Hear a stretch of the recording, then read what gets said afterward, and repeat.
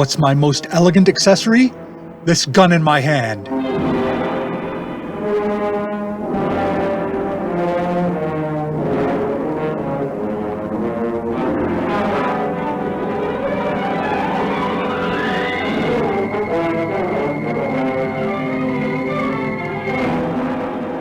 Falk Zildjian, indomitable hero by virtue of the fact that he carries a gun, sits at a table outside the Winchester Cafe, waiting to meet an informant. Stay where you are, Mr. Zildjian. I don't mean that as a threat. I will sit at the table behind you. We will remain back to back as we speak, so that observers will not see us together. What's this all about? Raise your newspaper, if you please, so your lips will not be seen moving. You sound familiar. What's this all about? We have not formally met, but you may remember me from the improperly advertised gun buyback program some months ago. My name is Zonina. I successfully procured a gun sponsorship for my client, the adorable and terrifying line of Twilight Zone collectibles known as My Little Zony, Friendship is Witchcraft. I remember. You can forget them. Today I want to warn you about a dangerous cabal that is slowly coalescing. Before I tell you, remember that there is no such thing as a free lunch. So... That's okay. I'll pay for your espresso. I expect $100 for providing this information. Geez, I guess I can afford that if you pay for your own espresso. That is acceptable. So what's your info that's worth a C-note? I would like the money up front, if you please. How do you want to accomplish that with our backs turned to each other and newspapers in front of our faces? If you drop the $100 bill on the ground to your left and somewhat behind your chair, I should be able to reach it. All right. Have you got it? One moment. The wind caught it. I will return.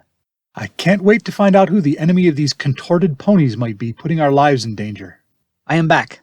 It is not the Zonies. Their parent company, Hasselbro, decided to downgrade marketing efforts. The group I represent is called the Objectificationists. We are devotees of the greatest political and economic philosopher of our times, Little Orphan Ayn. I thought those promotional decoder rings were just persuading kids to drink Ovaltine. There is a deeper code. Those who have ears, let them hear. So what are these objectivists planning? It is not the Objectificationists you should worry about. We were approached to join into a larger cabal with 3 other groups: the Apple Cider Vinegar Consortium, the International Brotherhood of Electrical Villains, and the Cannibalistic Humanoid Underground Fellers. Together, they could wreak havoc across the tri-state area, possibly further. I understand why cannibalistic humanoids and electrical villains are dangerous.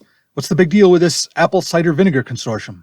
They have an 80-year plan to assassinate scientists and undermine public trust in science in order to convince the world that apple cider vinegar will cure all ills. That's crazy. How could that be more effective than celery tonic?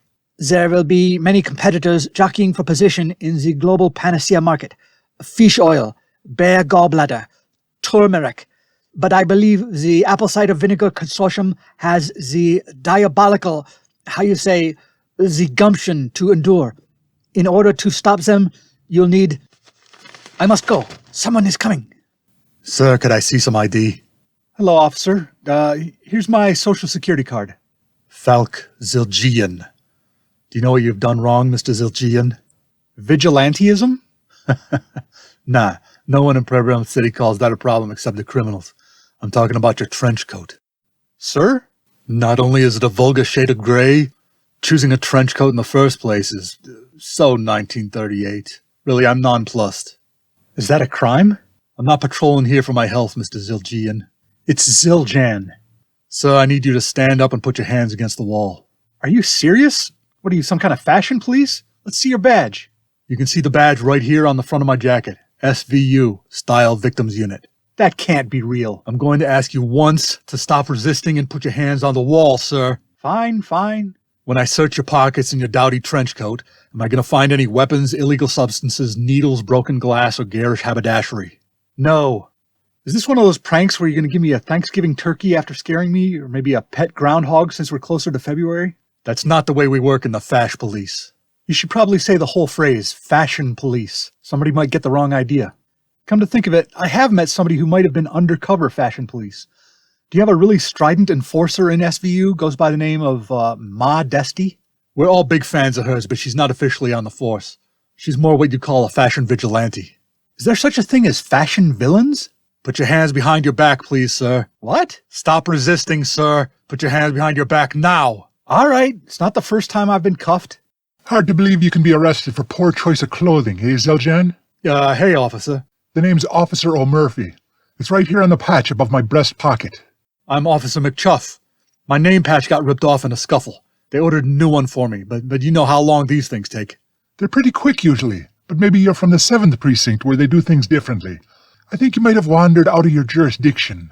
Yeah, I'm from that precinct, the 7th. How's Sergeant Caesar Means doing lately? Did he get that thing on his back removed? Oh yeah, he's much better lately. He took some time off. We got him one of those fruit basket things as a gift. Ha!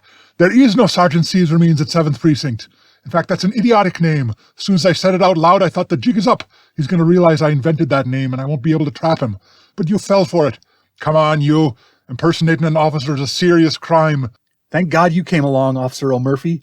Who knows where this madman would have dragged me off to? Why do you think he was targeting me? He gave it away with his supposed name, McChuff. You know, C-H-U-F. He's one of the cannibalistic humanoid underground fellers. Anyway, your crimes are only misdemeanors, Zildjian. Here's your ticket. What are you talking about? I'm talking about your crimes against style. It don't matter what you wear in the privacy of your own home, but you can't walk around in public with polka dot boxers and a houndstooth undershirt. That absolutely clashes, even if it is under other clothes. I have no plans for anyone to see my undergarments today. And how would you know what pattern my boxers or undershirt are? You know those X-ray specs they advertise in the back of comic books? Yeah? Kids say they don't work, but that's because kids don't know the trick. You can see through people's clothes with them if you wear a joy buzzer on your right hand while you're wearing the X-ray specs. Amazing. So how bad does a person have to dress to get a ticket? What about that lady across the street scuttling away as fast as she can? The one with the orange hair and a page boy haircut. Yeah, you gonna ticket her for wearing a black cardigan over a black dress? No, she's breaking no fashion laws. Not even clashing undies?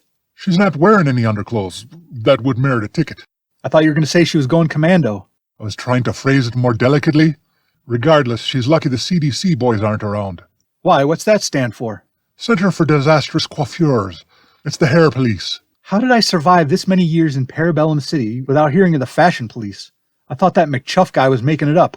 I don't know where he got his Style Victims Unit badge, but mine's legitimate. The fashion police are as real as silk.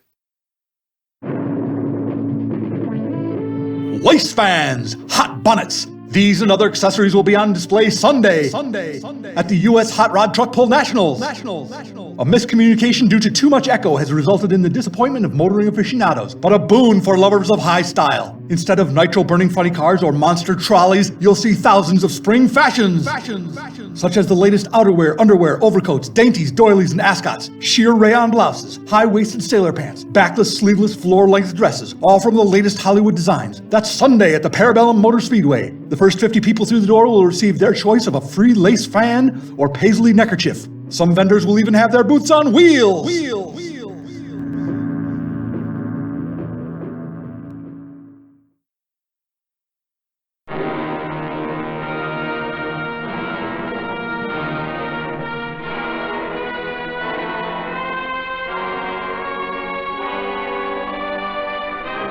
All fashion police are fabulous. Episode 48 of This Gun in My Hand was designed and sewn by Rob Northrup. This episode and all others are available on YouTube with automatically generated closed captions of dialogue. Visit thisguninmyhand.blogspot.com for credits, show notes, information on how to subscribe, and to buy my books, such as Little Heist in the Big Woods and Other Revisionist Atrocities. Be the first in your neighborhood to buy my book. Be the first ever on Earth. What doesn't make my butt look big? This gun in my hand.